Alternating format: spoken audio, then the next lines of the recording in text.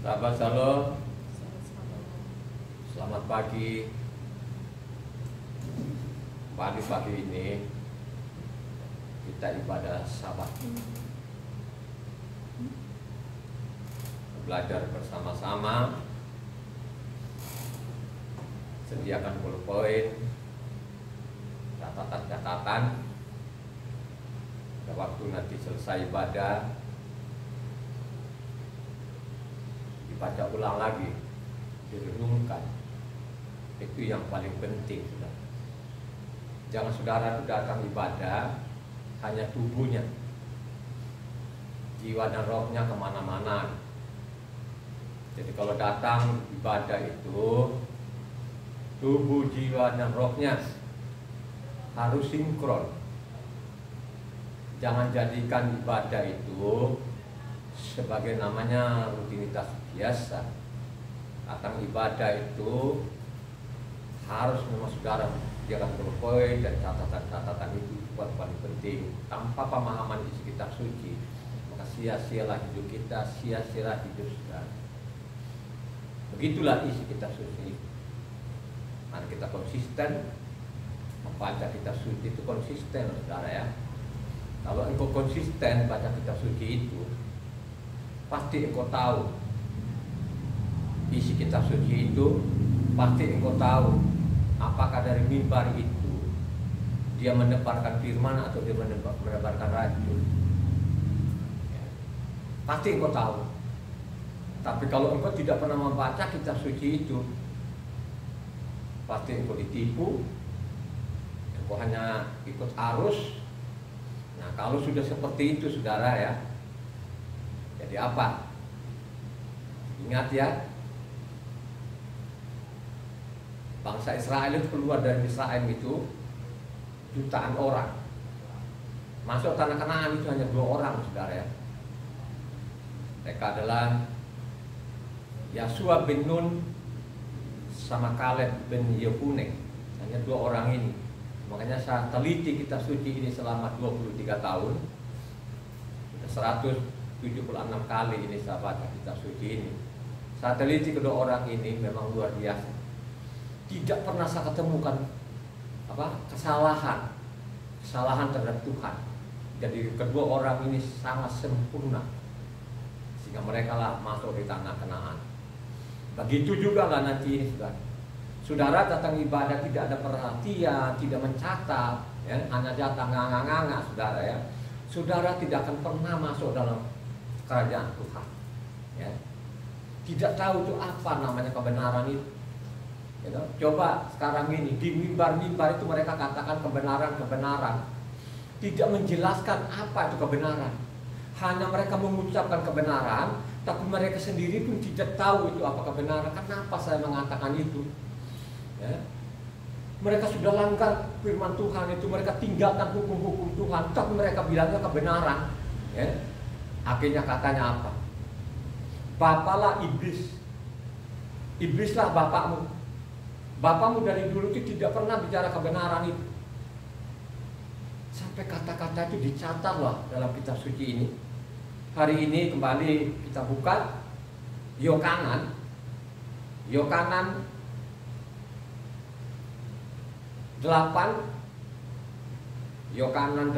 ayatnya 37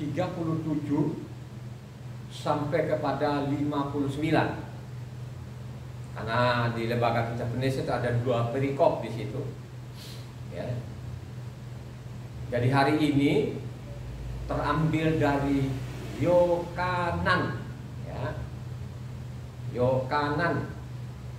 Jadi kita harus kembali nama orang ini ya. Kalau engkau kembalikan nama orang, nama yang benar itu namanya orang benar. Itu bicara namanya kebenaran. Ya.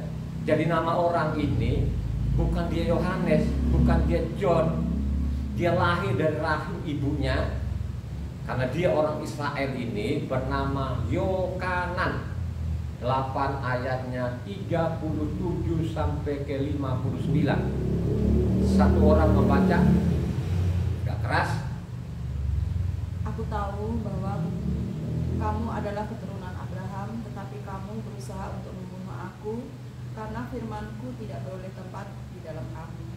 apa yang kulihat pada bapa, itulah yang kukatakan, dan demikian juga kamu perbuat tentang apa yang kamu dengar dari bapamu.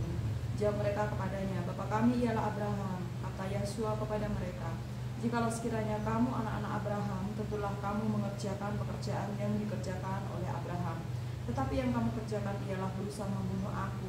Aku seorang yang mengatakan kebenaran kepadamu, yaitu kebenaran yang kudengar dari Tuhan. Pekerjaan yang demikian tidak dikerjakan oleh Abraham. Kamu mengerjakan pekerjaan bapamu sendiri. Jawab mereka, kami tidak dilahirkan dari zina, bapa kami satu, yaitu Elohim. Kata Yesua kepada mereka, jikalau Elohim adalah bapakmu, kamu akan mengasihi aku, sebab aku keluar dan datang dari Elohim. Dan aku datang bukan atas kehendakku sendiri, melainkan dialah yang mengutus aku. Apakah sebabnya kamu tidak mengerti bahasaku? Sebab kamu tidak dapat menangkap firmanku. Iblislah yang menjadi bapamu, dan kamu ingin melakukan keinginan-keinginan bapakmu. Ia adalah pembunuh manusia sejak semula, dan tidak hidup dalam kebenaran, sebab di dalam dia tidak ada kebenaran. Apabila ia berkata dusta, ia berkata atas kehendak sendiri, sebab ia adalah pendusta dan bapa segala dusta. Tetapi karena aku mengatakan kebenaran kepadamu, kamu tidak percaya kepadaku. Siapakah di antaramu yang membuktikan bahwa aku berbuat dosa? Apabila aku mengatakan kebenaran, mengapakah kamu tidak percaya kepadaku? Barang siapa berasal dari Elohim, ia mendengarkan firman Elohim. Itulah sebabnya kamu tidak mendengarkannya, karena kamu tidak berasal dari Elohim. Orang-orang Yahudi menjawab Yesua, bukankah benar kalau kami katakan bahwa engkau orang Samaria dan kerasukan setan? Jawab Yesua, aku tidak kerasukan setan, tetapi aku menghormati Bapakku, dan kamu tidak menghormati aku. Tetapi aku tidak mencari hormat bagiku, ada satu yang mencarinya, dan dia juga yang menghakimi. Aku berkata kepadamu, sesungguhnya barang siapa menuruti firmanku, ia tidak akan mengalami maut sampai selama-lamanya. Kata orang-orang Yahudi kepadanya, sekarang kami tahu bahwa engkau kerasukan setan, sebab Abraham telah mati, demikian juga nabi-nabi. Namun engkau berkata, barang siapa menuruti firmanku, ia tidak akan mengalami maut sampai selama-lamanya. Adakah engkau lebih besar dari bapa kita Abraham yang telah mati? Nabi-nabi pun telah mati. Namun siapakah engkau? Samakan dirimu. Jawab Yesua, jikalau aku memuliakan diriku sendiri, maka kemuliaanku itu sedikit pun tidak ada artinya. Bapakku lah yang memuliakan aku. Tetapi siapa kamu berkata dia adalah Elohim kami, padahal kamu tidak mengenal dia, tetapi aku mengenal dia. Dan jika aku berkata aku tidak mengenal dia, maka aku adalah pendusta sama seperti kamu. Tetapi aku mengenal dia dan aku menuruti firman-Nya. Abraham bapamu bersukacita bahwa ia akan melihat hariku, dan ia telah melihatnya dan ia bersukacita. Maka kata orang-orang Yahudi itu kepadanya, umurmu belum sampai 50 tahun dan engkau telah melihat Abraham? Kata Yesua kepada mereka, aku berkata kepadamu, sesungguhnya sebelum Abraham jadi, aku telah ada. Lalu mereka mengambil batu dan untuk melempari dia. Tetapi Yesua menghilang dan meninggalkan bait Elohim. Hari ini kita bicara namanya kebenaran. Saya bertahun-tahun sebelum saya teliti firman Tuhan, sering sekali mendengar namanya kata kebenaran. Tapi tidak ada satu orang pun yang menjelaskan dari mimbar itu apa itu namanya kebenaran. Kelihatannya mereka itu hanya bisa mereka mengucapkan, tapi mereka tidak tahu apa namanya kebenaran.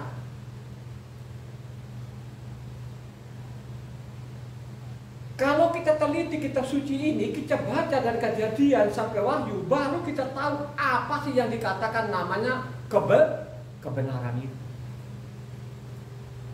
Ya. Tokoh-tokoh siapa itu yang melakukan kebenaran itu? Kalau kita belajar di Kejadian sana, ada satu tokoh yang sangat terkenal. Siapa dia? Adalah Noah. Kalau kita baca kitab suci, dari Adam ke Noah itu mungkin kurang lebih 1000 tahun. Apakah Adam itu orang benar? Tidak. Kenapa saya mengatakan tidak? Karena dia melanggar perintah Tuhan. Karena memang zaman itu memang tidak ada namanya tertulis, namanya apanya? Taurat, apanya? Lisan. Dia langgar namanya perintah Tuhan, akhirnya Adam itu bukan orang benar. Dari Adam inilah dosa, dan dosa. Sampai kepada namanya Noah. Jadi kitab hari ini karena kita memang bicara masalah kebenaran, marilah kita kembalikan nama orang itu yang benar. Ya. Karena hari ini kita ngomong kita bicara dengan kebenaran, makanya kita harus kembalikan juga nama-nama yang benar. Ya. Ada namanya tokoh satu bernamanya Noah. Ini benar loh saudara. Kalau kau ganti nama Noah ini, kau jadi Nuh, itu bukan orang benar. Itu tidak bicara namanya kebenaran. Itu ngawur. Ya, itu bohong. Kalau kamu cacat benar, harus kembalikan juga nama-nama orang dengan benar. Ada namanya Noah. Noah itu orang benar gak? Halo? Ya? Noah itu orang benar. Kenapa dia dikatakan dia orang benar? Kenapa? Karena dia lakukan perintah Tuhan. Dia ikuti namanya perintah Tuhan. Itu namanya orang benar. Dia melakukan kebenaran itu karena dia mendengar perintah Tuhan. Dia lakukan perintah Tuhan. Perintah Tuhan yang dimaksud apa? Noah? Apa? Ya. Jadi kenapa dikatakan Noah itu benar? Karena dia ikuti perintah Tuhan. Bagaimana Tuhan memerintahkan untuk bikin namanya kapal yang begitu besar. Saya mengatakan bikin kapal itu bukan 1-2 hari, bukan. Itu bisa tahunan, saudara. Ya. Dia konsisten, kan gitu. Sehingga dikatakan dia ini, Noah itu namanya orang benar. Ya. Karena memang dia ini, Noah ini mungkin dari kecilnya dia ini bergaul dengan Tuhan. Noah itu bergaul dengan Tuhan nggak? Dia bergaul dengan Tuhan. Coba satu orang namanya Kejadian 6 ayatnya 9. Coba Kejadian 6 ayat 9. Inilah riwayat Noah. Noah adalah seorang yang benar dan tidak bercela di antara orang-orang sezamannya, dan Noah itu hidup bergaul dengan Tuhan. Coba kan, Noah itu orang benar. Kok kita tahu itu dia benar? Makanya kitab suci ini dibaca. Kalau engkau baca kitab suci ini dengan rendah hati ya. Jangan yang seperti sekarang ini yang di mimbar itu. Dia tidak pernah baca kitab suci, tapi dibikin buku yang tebal-tebal itu, saudara, untuk menyaingin Tuhan. Coba kan, Tuhan itu kan Taurat itu kan tipis sekali loh, saudara, hanya ada 5 kitab namanya. Ya, coba kan. Apakah orang-orang itu orang benar? Ya, coba saudara. Tapi Noah ini dia orang benar. Kenapa saya mengatakan benar? Karena masih berlanjut saja. Coba namanya Kejadian 7 ayat 1. Kejadian 7 ayat 1. Lalu berfirmanlah Yahweh kepada Noah, masuklah ke dalam bahtera itu, kau dan seisi rumahmu, sebab engkaulah yang kulihat benar di hadapanku di antara orang zaman ini. Coba sejamanmu ini hanya aku lihat, hanya engkau yang benar. Coba. Kenapa dia mengatakan benar? Ini kapal sudah selesai atau belum? Halo? Sudah, ini kapal sudah selesai, tinggal kamu masuk dalam kapal. Maka saya mengatakan bikin kapal itu bukan 1-2 hari. Bikin kapal itu bertahun-tahun loh, saudara. Ya, karena tidak ada yang membantu di sana, saudara. Tidak ada. Ya. Coba hanya anak-anaknya sama istri-istrinya. Sama istrinya. Karena anaknya hanya 3 orang laki-laki, saudara. Ya. Coba. Dia konsisten, saudara. Dia terima namanya perintah Tuhan. Noah bikin kapal. Coba kan.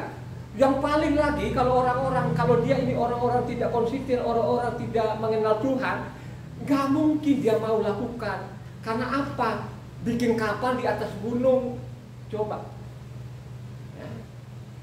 Jadi namanya apa, Noah ini tidak bicara lagi, Tuhan, ini kan nggak ada laut, kok bikin kapal gitu. Dia tidak seperti itu. Ya, jadi apa yang diperintahkan Tuhan itu diikuti saja. Diikuti saja, dia bikin kapal ini yang begitu besar. Coba, kapalnya besar loh saudara, 100 meter lebih itu. Coba, kapalnya besar ini. Coba, kenapa saya bilang besar? Karena menampung hewan-hewan sekian banyak di dalamnya, saudara. Ya, coba, dibikin namanya kandang-kandangnya di dalam ini, saudara. Bukan 1-2 hari ini, saudara, bulan-bulanan ini, saudara, ya. Ya, bikin kapal ini. Coba, dia konsisten, dia bikin kapal sampai selesai. Artinya tadi yang dibacakan tadi oleh saudara Ina tadi, ya, aku lihat hanya satu-satunya Noah ini yang benar, ya. Jadi kita harus pelajari kenapa dia bilang tuh dia benar, karena dia melakukan apa yang diperintahkan oleh Tuhan. Amin, guys. Ya. Itu bicara kebenaran. Jangan kebenaran tidak tahu, tapi kau langgar perintahnya. Itu sih bukan orang benar, itu orang konyol. Coba, mari kita lihat nanti apa juga yang dilakukan sampai zaman sekarang ini orang Kristen ini. Mari kita lihat nanti, apakah mereka orang benar atau orang-orang namanya melawan, orang-orang berdosa ini. Ya. Saya mengatakan ini karena memang saya teliti kitab suci ini selama 23 tahun. Saya teliti loh, saudara. Ya. Saya teliti dari Kejadian sampai Wahyu berulang-ulang, sudah 176 kali ini dari Kejadian sampai Wahyu. Ya. Sehingga saya tahu apa yang dilakukan sampai zaman sekarang ini. Bukan zaman sekarang cuma mereka orang makin benar, makin tidak benar. Ya. Sangat tidak benar. Tapi mereka mengucapkan, mereka bilangnya bicara kebenaran. Coba saudara, ya. Begitu juga lah kalau kita, apalagi siapa lagi Kejadian itu orang-orang benar? Siapa lagi selain Noah? Siapa lagi orang-orang benar? Siapa? Abraham itu orang benar, saudara. Coba, Abraham itu orang benar, saudara. Kenapa mereka dikatakan orang-orang benar? Ini itu tadi mereka tidak punya banyak, nggak ada dalil deh. Pokoknya Abraham keluarlah dari Ur Kasdim menuju ke tanah Kanaan, nggak nanya-nanya, bos ada rumah nggak sana? Bagaimana sana? Tidak ada, nurut saja. Ya, nurut saja loh, saudara. Jadi namanya Abraham itu nurut saja, saudara. Tidak ada lah seperti sekarang ini. Coba, mereka bikin buku tumpuk-tumpuk, dibaca juga kagak. Jangankan buku mulut yang tumpuk-tumpuk tebal begini, ini namanya 5 kitab saja pun tidak dibaca sampai sekarang. Kalau orang membaca saja ini, Taurat ini, saya mengatakan itu tempat-tempat ibadah banyak yang kosong loh, saudara. Nggak akan mau masuk di situ, yakin betul-betul nggak akan mau. Karena mereka menipu jemaatnya. Ya.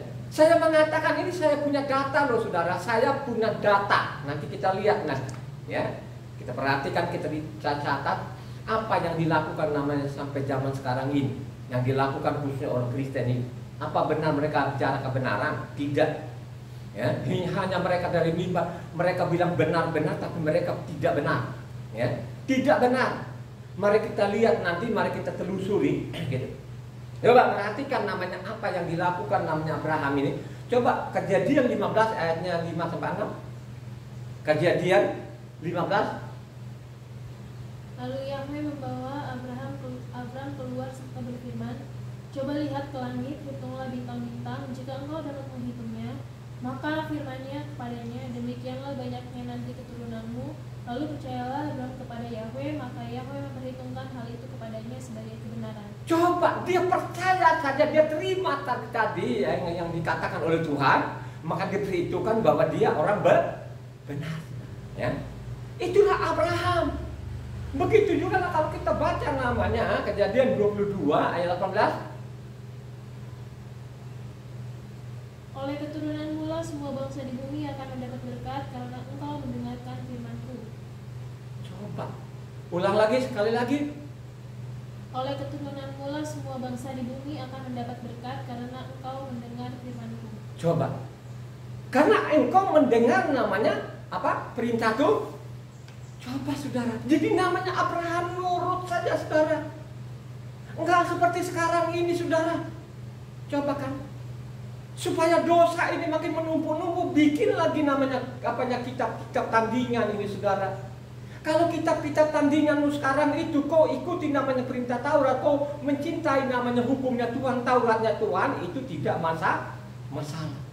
Tapi kalau kau bikin buku yang tumpuk-tumpuk itu terus kau buang namanya Taurat tadi, hukumnya Tuhan, itu bukan bicara kebenaran. Ya, coba. Itu namanya bohong. Pembohong itu saudara. Coba. Menipu jemaatnya. Coba. Kenapa begitu saja dia tipu? Dia sudah tahu namanya jemaatnya juga tidak pernah membaca kitab suci saudara. Kejadian 26 ayat 5. Karena Abraham telah mendengarkan firman-Ku dan memelihara kewajibannya kepadaku, yaitu segala perintah, ketetapan, dan hukum-Ku. Ya. Jadi dia benar-benar Abraham itu apa yang dikatakan dari mulut Tuhan itu dia perhatikan dan dia simpan dalam hatinya saudara. Makanya dikatakan Abraham itu namanya orang benar. Orang benar saudara. Ya. Makanya dicatat dalam namanya kitabnya Mose. Kitabnya Mose karena mencatat bagaimana orang benar itu apa harus dia lakukan. Catatlah sana namanya Ulangan 6 ayatnya 25, sangat jelas di situ. Ulangan 6 ayat 25. Dan kita akan menjadi benar apabila kita melakukan segenap perintah itu dengan setia di hadapan Yahweh Tuhan kita, seperti yang diperintahkannya kepada kita. Itu namanya orang benar saudara. Ya. Supaya engkau menjadi benar, engkau bicara namanya kebenaran itu harus namanya kau ikuti namanya hukum-hukumnya Tuhan. Pasti engkau menjadi orang benar. Ya. Jadi orang jangan mengatakan orang-orang namanya kebenaran, tetapi kebenaran dia tidak tahu. Apalagi zaman sekarang ini saudara, ini kalau saya perhatikan dari mimbar ini sudah dari generasi ke generasi, mereka keluar dari mulut mereka itu mereka bilangnya kebenaran. Mereka sih tidak tahu loh saudara. Mereka ikut-ikut saja. Ya, makanya saya mengatakan, saya perhatikan dari mulutnya orang-orang Kristen, dari pendeta-pendetanya itu, ya, ada 3 yang saya perhatikan di situ. Mereka ikut-ikutan itu, mereka ikut-ikutan, misalnya jangan comot-comot firman Tuhan. Terus ada lagi spontan-spontan seperti itu, nama itu tidak penting bagi kami. Itu kan dia ikut-ikutan saja. Termasuk namanya kata kebenaran-kebenaran itu dari mulut ke mulut, dari generasi ke generasi. Tapi yang pasti itu mereka tidak tahu apa itu namanya kebenaran. Kenapa mereka tidak tahu kebenaran? Karena mereka sibuk dengan buku bapak gerejanya daripada namanya isi kitab suci ini. Isi kitab suci ini dia tidak hiraukan. Dia lebih sibuk, lebih suka namanya bapak gerejanya. Kalau buku bapak gerejanya sinkron dengan isi kitab sucinya, kenapa tidak? Ya. Tapi bagi saya meneliti kitab suci ini, ya ampun, banyak orang yang mati konyol, saudara. Mereka ngomong masalah kebenaran, tapi mereka tidak benar, saudara. Ya. Coba mari nanti kita teliti kenapa saya mengatakan ini. Saya ada firmannya, ada pasal dan ada ayatnya. Saya punya data, ya, sehingga saya berani mengucapkan ini sudah. Coba, ya. Siapa lagi? Sesudah namanya Abraham, sesudah Noah, Abraham itu, misalnya Ishak, Yakub itu orang-orang benar. Sesudah itu, siapa lagi? Raja siapa? Raja kebenaran? Raja Daud adalah raja kebenaran. Kenapa dia bilang raja kebenaran itu? Karena dia suka sekali namanya hukumnya tuh. Raja Daud itu dia suka sekali hukum Tuhan nggak? Ya. Sangat menyukai. Maka dikatakan dia itu raja kebenaran. Tercatat di mana bahwa dia adalah raja kebenaran itu? Kalau engkau baca namanya Samuel 8 ayatnya 15. Coba satu orang yang keras. 2 Samuel 8 ayatnya 15. Demikianlah Daud telah memerintah atas seluruh Israel dan menegakkan keadilan dan kebenaran bagi seluruh bangsanya. Coba, ya. Jadi Daudlah tadi, ini raja benar itu, dia menegakkan lagi keadilan dengan kebenaran yang dia tegakkan. Kebenaran itu apa? Halo, Raja Daud. Apa? Dia tegakkan kebenaran itu, kebenaran yang dimaksud apa? Taurat, saudara. Jadi kalau kita baca dari Yahosua bin Nun itu, Yahosua bin Nun kan ada hakim-hakim kan? Ya. Bagaimana bangsa ini tercatat di hakim-hakim sana mereka jahat. Ya, mereka tinggalkan namanya Taurat Tuhan, tidak kenal Tuhan lagi. Ini kejahatan, tercatatlah mereka ini, kejahatan mereka ini. Ya. Ada namanya Gideon. Gideon juga tidak apa juga lah, ya. Tidak sempurna lah, kan gitu, ya. Tapi dia juga benar, kan begitu, ya. Habis itu mereka tidak benar lagi, saudara, ya. Coba, ya. Siapa lagi di sana, ya? Tercatat loh, ada Simpson. Coba, Simpson sendiri pun juga akhirnya tidak benar, ya. Coba, ya. Ini kan tercatat sampai kepada namanya zamannya apa? Raja Daud, saudara. Ya. Makanya Raja Daud itu dia menegakkan keadilan dan dia menegakkan lagi hukumnya Tuhan. Karena memang dialah satu-satunya raja ini, dia kembalikan lagi seperti namanya zaman Mose. Ya, supaya orang-orang benar-benar mencintai namanya Taurat. Tercatat di mana? Kalau hanya baca di situ kok tidak tahu.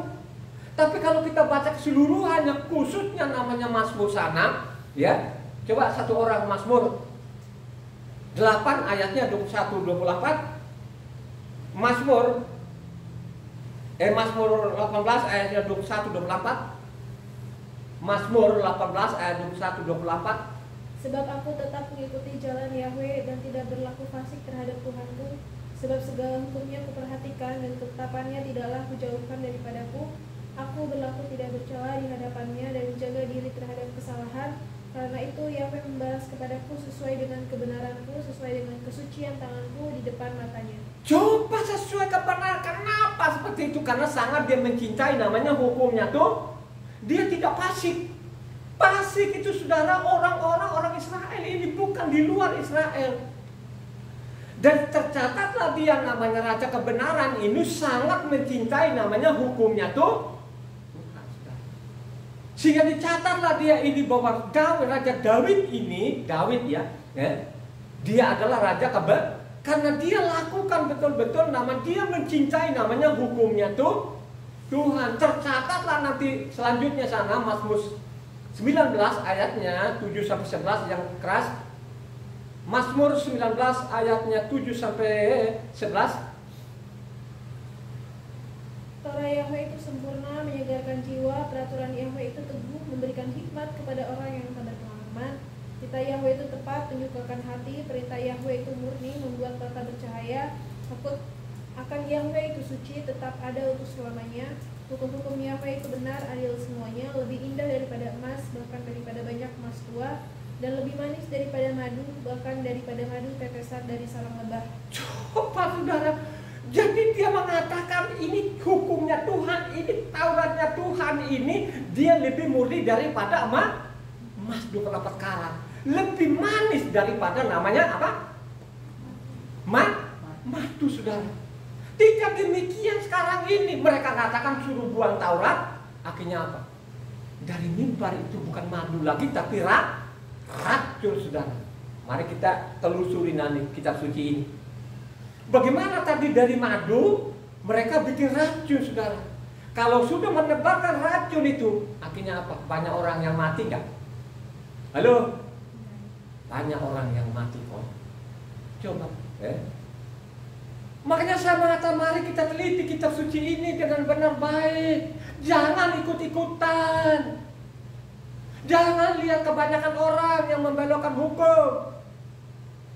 Mari engkau belajar kitab suci ini, engkau rendahkan hatimu, jangan ngelawan. Ya, coba. Dia adalah Raja Kebenaran. Tercatatlah di situ bagaimana namanya apa? Raja Daud itu sangat mencintai namanya hukumnya tuh Tuhan. Apa juga Mazmur 126 Itu Mazmur 26 saudara. 26 itu luar biasa loh, 1-6. Ujilah Tuhan, cobalah aku, coba baca namanya Mazmur 26 ayat. Ini Raja Daud juga ini, Mazmur 26 ayat 1-6. Dari Daud, berilah keadilan kepadaku ya Yahweh, sebab aku telah hidup dalam ketulusan. Kepada Yahweh aku percaya dengan tidak ragu-ragu. Ujilah aku ya Yahweh dan cobalah aku, selidikilah batinku dan hatiku, sebab mataku tertuju pada kasih setiamu dan aku hidup dalam kebenaranmu. Aku tidak duduk dengan penipu dan dengan orang munafik aku tidak bergaul. Aku benci kepada perkumpulan orang yang berbuat jahat dan dengan orang fasik aku tidak duduk. Aku membasuh tanganku tanda tak bersalah, lalu berjalan mengelilingi mezbahmu ya Yahweh. Coba saudara, mempertahankan kebenaran itu ringan nggak? Ya, kira-kira pada waktu namanya Daud itu mempertahankan kebenaran itu aman-aman saja atau dikejar-kejar mau dibunuh? Halo? Ya? Coba saudara, ya? Jangan bilangnya Raja Daud ini mempertahankan kebenaran itu sudah tidak dikejar-kejar saudara. Coba apalagi sih? Zaman Raja Saul ini kan apalagi sih? Sampai Goliat saja pun dihajar itu saudara. Kenapa dia hajar Goliat itu? Dia tahu siapa pembelanya. Halo? Kenapa dia berani namanya Daud ini anak kecil itu, dia lihat namanya Goliat begitu besarnya itu? Karena dia tahu. Kenapa dia tahu? Karena dia bergaul dengan Tuhan. Dia sangat mencintai namanya hukumnya Tuhan. Ya? Sehingga dia mengatakan, kalau engkau baca namanya sana 1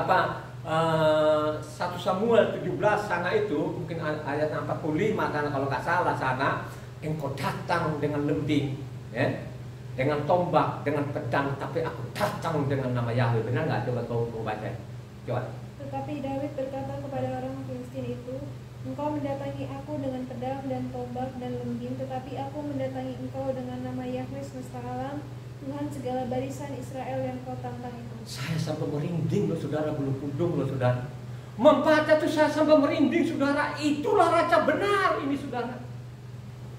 Goliat, engkau datangin aku dengan pedang, dengan lembing, dengan tombak, dengan panah, tapi aku datang dengan nama Yahweh.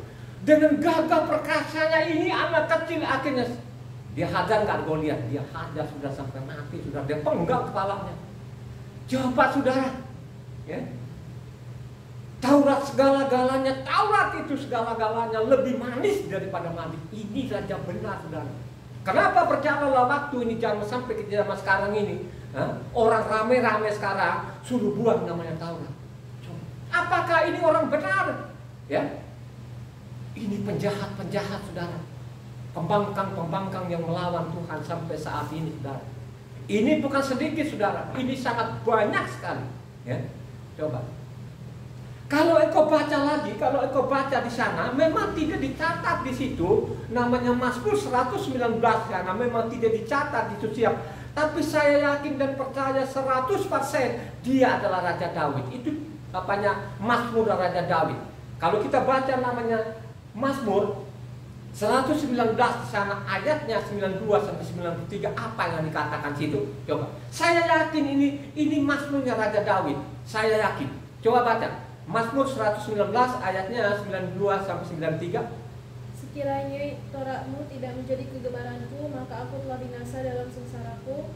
Untuk selama-lamanya aku tidak melupakan titah-titahmu, sebab dengan itu engkau menghidupkan aku. Coba saudara, kalau tidak jadi kegemaranku ini, kalau saya tidak mencintai namanya hukummu, Tauratmu, sudah saya luar biasa loh saudara.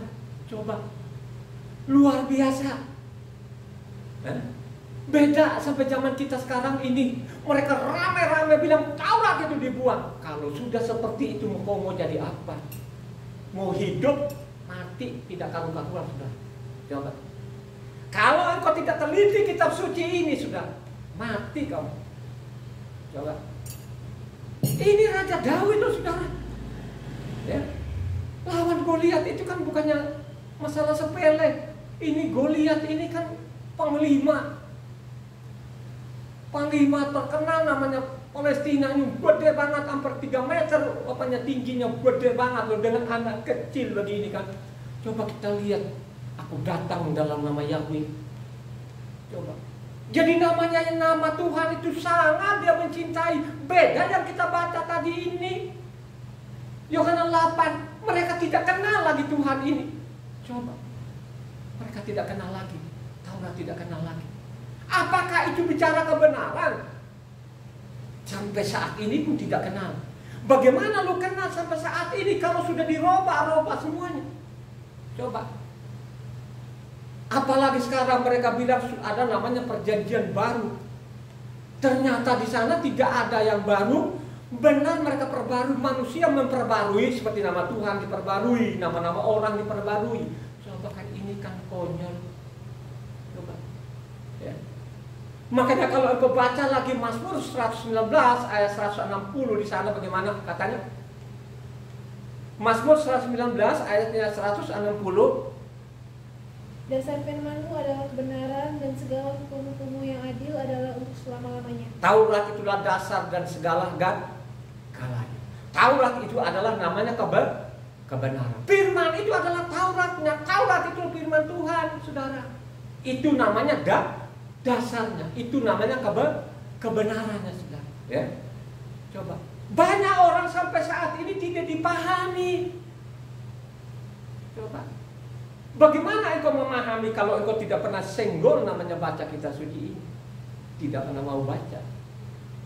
Hanya kesombongan demi kesombongan itu. Dia sombong, dia bawa titelnya di mana-mana, saudara. Akhirnya apa? Dia bunuh orang. Ya. Padahal kalau kita baca namanya Yohanes 17 ayat 17 di sana, apa katanya? Yohanes 17 ayat 17. Yohanes, teruskanlah mereka dalam kebenaran, firman-Mu adalah kebenaran. Firman-Mu itu adalah kebenaran. Taurat itu adalah namanya kebenaran. Kalau engkau ikuti namanya Tauratnya Tuhan tadi itu, ya, kau mencintai lebih manis daripada madu, lebih murni dari emas, itu namanya amin ya. Sayang, 1000 sayang. Sekarang orang-orang beramai-ramai katanya, buanglah namanya Tauratnya tuh. Lu sekarang sampai saat ini lu saudara, mereka nafsu sekali untuk menghilangkan namanya hukumnya Tuhan.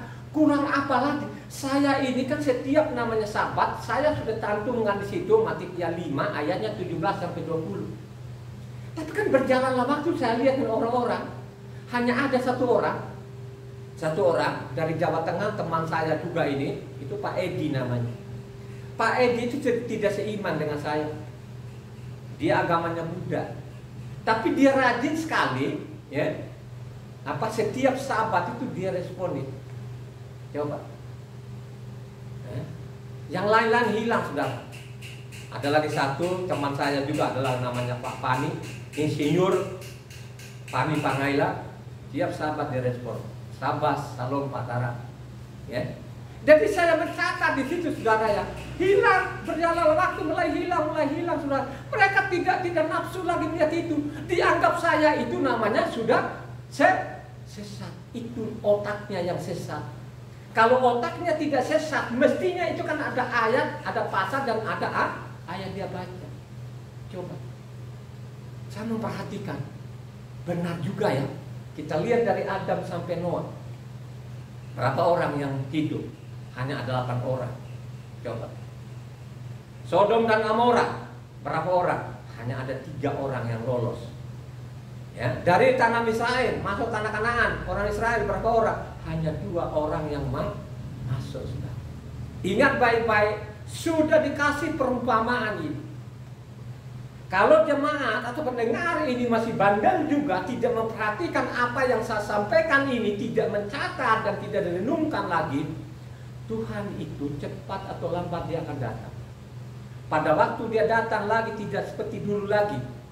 Waktu dia jadi tukang kayu, diolok-olok, diludahi, dimaki-maki. Coba kan, seperti yang kita baca tadi, gitu? Dia itu iblis segala macam. Mereka mengatakan tadi yang kita baca namanya Yohanes 8 tadi, dia bilang itu iblis. Coba sudah. Mereka tidak kenal lagi. Bagaimana mereka kenal kalau mereka orang Israel sendiri pun sudah ganti namanya? Coba kan? Ganti nama. Bukan nama Yahweh lagi, tapi mereka panggil dia Adonai atau Hasem, saudara. Hilang nama. Mungkin tidak hilang 100%, masih ada namanya Yod-Heh-Waw-Heh itu. Mungkin baca pada waktu ketemu itu mereka bilang Adonai atau Hasem. Beda namanya Kristen. Kristen itu ganti sama sekali. Coba, kejahatan Kristen itu luar biasa juga. Coba, di batu pertama. Coba, karena di sana kan tercantum akulah Yahweh, ya, yang membawa engkau dari Misraim ke rumah perbudakan. Akulah Yahweh, tulisan situ Yahweh. Kalau yang kita baca kitab suci sekarang ini, itu hilang, digantikan apa? Tuhan Guru Besar semua. Lebih parah loh, saudara, ya. Ini fakta loh, saya bicara fakta ini. Tidak kenal lagi. Luar biasa kan? Makanya dia bilang itu namanya Tauratnya adalah dasar. Firman adalah kebenaran yang dimaksud adalah namanya hukumnya tuh Tuhan. Ya, diperintahkan kepada nelayan-nelayan pada waktu itu, kalau kita baca namanya Matitia 5 ayatnya 17 sampai 20. Aku datang itu bukan meniadakan namanya Taurat 1 iota. Ingat baik-baik ya. 1 iota. Ingat ya. Gak kompromi, saudara, ya. Gak kompromi. Gak bisa Tuhan mengikuti apa kemauan kita. Hanya persoalan sekarang kita paksa Tuhan untuk ikutin kemauannya manusia. Tuhan itu nggak mau, apalagi lu orang asing. Coba kan, apalagi lu orang asing itu. Ini anaknya saja sampai saat ini pun belum berdamai, saudara. Kenapa saya mengatakan belum berdamai? Karena bait sucinya belum dibangun. Ya, itu tandanya bahwa dia belum berdamai. Ada waktunya nanti akan berdamai. Kalau dia sudah berdamai kepada anaknya, nah lu orang asingnya tidak nganga-nganga aja di luar. Nganga-nganga, saudara. Coba kan. Kau sibuk dengan kau tulis tebal-tebal, kau tidak bacakan namanya 5 kitab itu, lu orang paling apes di dunia. Ya. Ini saya catat loh, saudara. Saya punya data. Saya ngomongin, saya punya data. Jadi apa namanya kata kebenaran itu saya tahu. Yang dimaksud kebenaran itu adalah namanya hukumnya tuh, Tauratnya tuh Tuhan. Ya, kau mengabaikan itu Taurat Tuhan, bapamu siapa? Iblis. Ini bukan saya loh, saudara. Tadi kan kita sudah baca namanya ayatnya 43, 40a. Ya. Bapamu adalah namanya Bapamu itu tidak bicara kebenaran loh dari dulu sampai saat ini. Ya. Memang saya tahu kalian ini keturunan Abraham, ya, saya tahu. Tapi kamu berusaha untuk membunuh karena memang firman tidak ada dalam kayak tidak ada tempat lah firman ini. Kamu menolak, kamu buang. Kenapa dia katakan? Ya, apakah pada waktu itu zaman itu pada waktu dia bicara itu orang masih ingat Taurat nggak? Tidak ingat, saudara. Kalau kau mundur ke belakang sana, Yohanes 7 ayatnya 19.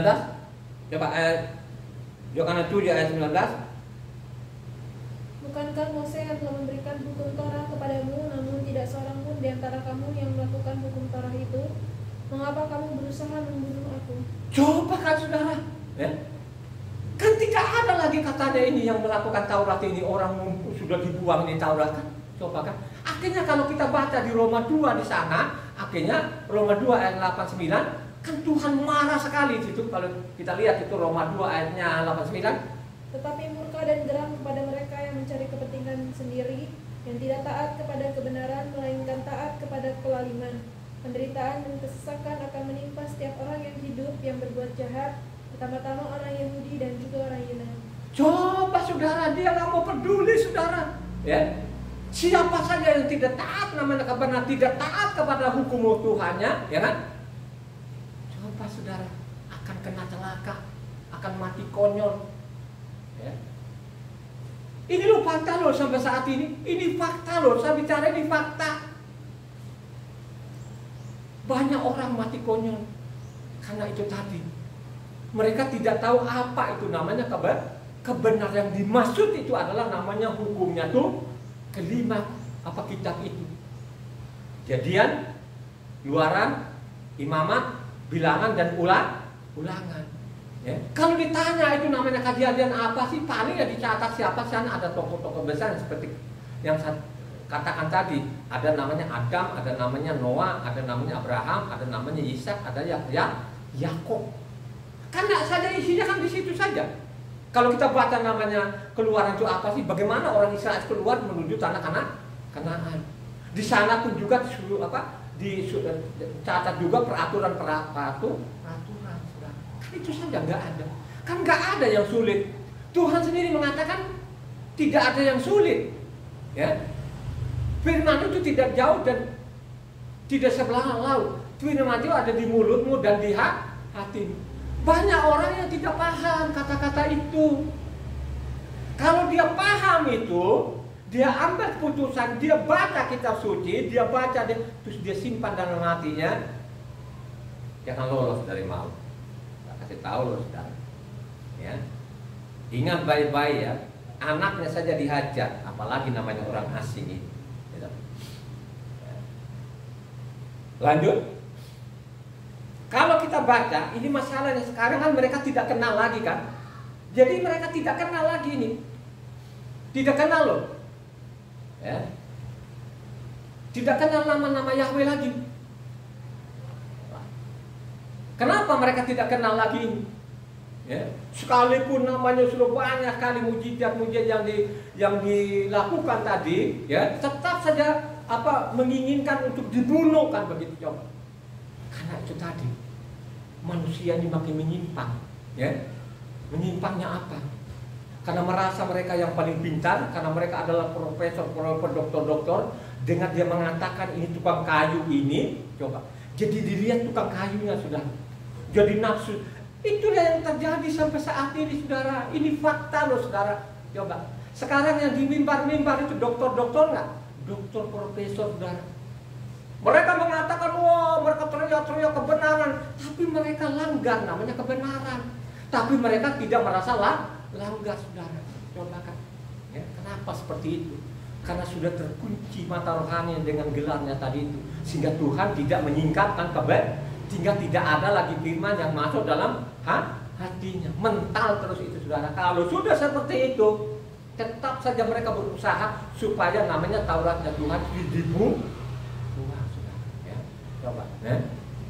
Kalau kita baca bagaimana Tuhan itu sudah dinubuatkan ya oleh Mose itu.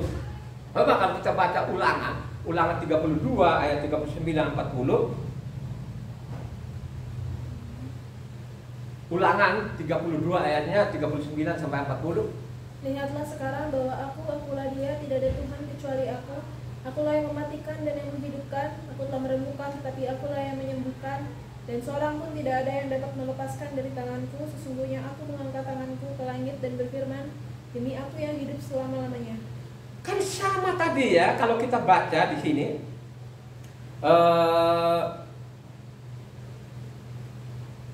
Kalau 41-nya coba perhatikan situ tadi Yohanes 8 ayat 21, satu orang baca. Ayat 41, Yohanes 8 ayat 41. Kamu mengerjakan pekerjaan bapamu sendiri. Jawab mereka, kami tidak dilahirkan dari zina. Bapa kami satu, yaitu Tuhan. Bapa kami hanya satu, Elo. Jadi orang Israel itu mereka tahunya hanya satu-satunya bapaknya mereka adalah Yahweh saudara, satu-satunya. Makanya kalau kita baca di sana Ulangan 6 sana ayat 4, coba baca Ulangan 6 ayatnya 4. Dengarlah hai orang Israel, Yahweh itu Tuhan kita, Yahweh itu Esa. Coba. Dengar Israel, Yahweh itu Tuhan, Yahweh itu Esa. Jadi mereka menjawab, Bapa kami hanya satu. Ya. Kalau kita baca tadi yang dibacakan oleh saudara Ina tadi, Ulangan 32 ayatnya 30 sangat jelas. Ya. Akulah Tuhan, tidak ada yang lain. Ya. Jadi kalau kita mundur lagi tadi ini, kita kembali lagi namanya Yohanan 8 tadi, kalau kita mundur ayatnya 24 apa katanya? Ayat 24. Yohanan 8 ayat 24. Karena itu tadi aku berkata kepadamu bahwa kamu akan mati dalam dosamu, sebab jikalau kamu tidak percaya bahwa akulah Dia, kamu akan mati dalam dosamu. Coba saudara, inilah yang tidak diperhatikan sampai saat ini. Orang namanya di mimbar itu sudah dikunci hatinya, sehingga tidak mereka pahami lagi namanya apanya, Yohanan 8 ayat 24. Kalau kita baca di situ, kalau kita pakai nama Yahweh di situ, makanya bunyinya begini. Kalau kamu tidak percaya bahwa akulah Yahweh itu sendiri, mati dalam dosamu. Coba, ini luar biasa loh saudara. Dia mengatakan kalau kamu tidak percaya bahwa akulah Yahweh itu sendiri, mati dalam Coba saudara, kurang apa lagi? Kalau sekarang ada Tuhannya 3. Kalau ditanya namanya Tuhannya 3, Pak dokternya nganga-nganga saudara. Dia tidak bisa menjawab. Kalau dia bilang Tuhan hanya satu, Bapa kami satu, mereka tahu Israel yang mereka sembah itu hanya satu-satunya adalah ya. Makanya yang datang di bumi itu adalah Yahweh itu sendiri. Tapi orang Israel tidak mengerti. Kalau sudah orang Israel tidak mengerti, bagaimana orang asing tidak mengerti saudara. Kenapa saya mengatakan? Karena orang asing itu sudah dikunci mati sama dia. Sudah dikunci mati, dia tidak akan keluar dari penyesatan itu. Coba, ya.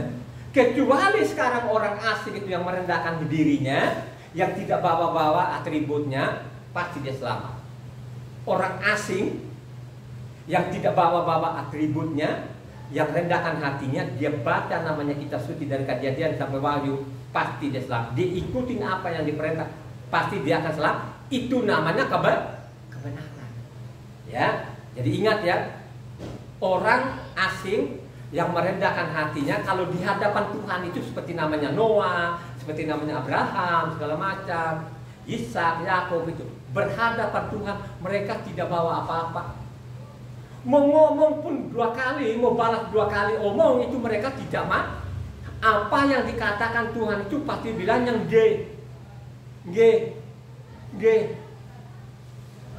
Gak ada lagi namanya AB, tidak. Itulah orang-orang benar. Kalau sekarang tidak saudara, ada tidaknya dengan bukunya yang tebal-tebal, dia saingin Tuhan. Kalau sudah seperti itu, mau surga. Kan sangat jelas tadi kan. Aku tetap di dia. Artinya dia juga nanti yang jadi manusia, dia juga lah ya. Kan ada petunjuk di situ. Tapi pada waktu itu mereka tidak kenal. Coba kan? Tidak kenal. Apalagi dia mengatakan, Abraham itu melihat hariku katanya. Coba. Abraham itu melihat hariku. Maksudnya melihat hariku itu apa? Ternyata Abraham itu ketemu langsung namanya Tuhan ya bicara seperti temannya. Mari kita lihat nanti apa yang ditulis juga namanya di Injil ini. Ini orang-orang asing tadi itu membelokkan hukum-hukum ini. Mari kita catat, ya. Mari kita catat, kita selidiki nanti bahwa di Injil ini banyak sekali yang dipelintir, ya, diserong, dibohongin orang, kan gitu, ya. Pertama sekarang ini pun orang-orang asing tidak mengenal nama Yahweh lagi. Mereka hanya berkatakan bapak-bapak. Kalau ditanya bapaknya siapa, mereka tidak bisa menjawab. Mereka tidak bisa menjawab sampai saat ini. Kalau orang benar itu, kalau ditanya, ya, saya, bapakmu siapa namanya? Bapakku bernama Yahweh. Ya, yang datang di bumi ini menebus aku. Ya, menghapuskan dosa, mengampuni aku. Ya, dia juga lah Yahweh lah yang mengampuni dosa. Itu iman saya. Satu-satunya, tidak ada yang lain. Amin ya. Kan sangat jelas di situ. Ya. Makanya kalau kita baca Amsal, makanya saya bilang itu perlu sekali namanya mengenal Tuhan yang benar itu perlu loh saudara, sangat penting supaya kita itu mengenal Tuhan yang benar itu. Makanya kita teliti kitab suci ini, ditelitilah kitab suci ini, baca pelan, diteliti, gitu kan, pasti kita mengenal. Ya, makanya nabi-nabi di dalamnya mereka tulis itu mendingan mengenal Tuhan daripada korban loh. Mendingan kamu mengenal Tuhan itu yang benar daripada namanya korban atau namanya kau datang ibadah ini nganga-nganga tapi lu tidak kenal siapa yang kau sembah. Loh, yang kita baca hari ini kan begitu kan? Mereka tidak kenal loh bahwa itulah Yahweh itu sendiri. Coba kan? Mereka hanya lihat bahwa dia bapaknya Yosef, ya, ibunya Miriam, dia tukang kayu. Mereka tidak perhatikan lagi apa yang dia lakukan, apa yang dia kerjakan, dia tidak pusing itu. Ya, mereka tahunya dia tidak sekolah, dia tukang kayu. Coba kalau sudah seperti itu, mau jadi apa? Amsal 21 banyak. Amsal 21 ayatnya 3. Melakukan kebenaran dan keadilan lebih dikenan Yahweh daripada korban. Coba melakukan kebenaran itu. Coba ulang lagi. Melakukan kebenaran dan keadilan lebih dikenan Yahweh daripada korban. Melakukan kebenaran, keadilan seperti yang ditegakkan namanya oleh Raja Daud itu daripada korban. Ya. Coba kan, makanya Raja Daud itu yang menegakkan keadilan dan kebenaran yang dimaksud itu karena namanya Taurat itu adil namanya. Ya, hukumnya Tuhan itu hukum adil namanya. Benar. Semuanya kata tadi kan kita sudah baca namanya Mazmur 19 tadi, ya, hukumnya itu benar semua. Bukan saya loh. Ini Raja Daud loh, raja benar loh ini saudara, ya. Begitu juga Hosea 6 ayat 6. Ini kan dicatat oleh nabi-nabi loh saudara ya. Hosea 6 ayat 6. Sebab aku menyukai kasih setia dan bukan korban sembelihan, dan menyukai pengenalan akan Tuhan lebih daripada korban-korban bakaran. Lu mengenal Tuhan dengan benar, kasih setia Tuhan, kasih kepada Tuhan lebih daripada namanya korban-korban. Ya. Daripada koman mondar-mandir di rumah ibadah, nganga-nganga, tidur-tiduran, tidak tahu apa-apa, pulang lu bilang selamat, itu lu gak selamat katanya. Halo? Ya. Makanya pada waktu ibadah itu dicatat, mata harus menyala, telinga harus dibuka. Ya. Dengan kau memiliki pemahaman apanya isi kitab suci, pasti engkau salah. Amin enggak? Ya.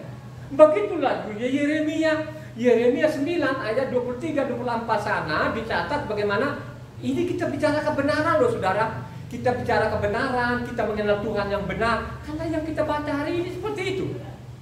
Ya, yang kita baca namanya Yohanes 8 seperti itu. Coba namanya Yeremia 9 ayatnya 23-24. Beginilah firman Yahweh, janganlah orang bijaksana bermegah karena kebijaksanaannya, janganlah orang kuat bermegah karena kekuatannya, janganlah orang kaya bermegah karena kekayaannya.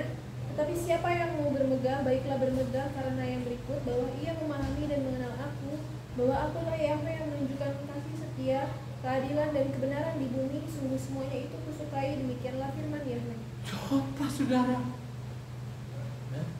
supaya engkau selamat itu harus memiliki pengetahuan akan kabar, harus mengenal Tuhan yang benar.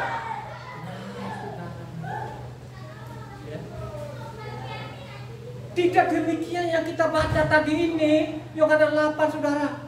Coba kan, fokusnya mereka dalam otaknya mereka ini kan yang ngomong ini kan tukang kayu. Sampai saat ini mereka silo dengan apanya, titel-titel itu. Mereka silo dengan doktornya. Sekalipun doktornya itu sudah bilang setan setengah mati deh, sudah benar-benar itu menyimpang dalam Tauratnya Tuhan. Woi, mereka bilang amin, amin. Kenapa seperti itu? Karena mereka pun juga tidak pernah membaca kitab suci ini. Akhir begitu saja digiring masuk jurang itu. Ya. Mereka bilang apa? Jalannya lurus, tapi di ujungnya apa? Coba. Banyak sekali orang-orang sekarang di mimbar itu, dia bilang jalannya lurus, tapi di ujungnya apa? Amsal berapa itu? 14 ayatnya 12, benar gak? Ayat Amsal 14 ayat 12.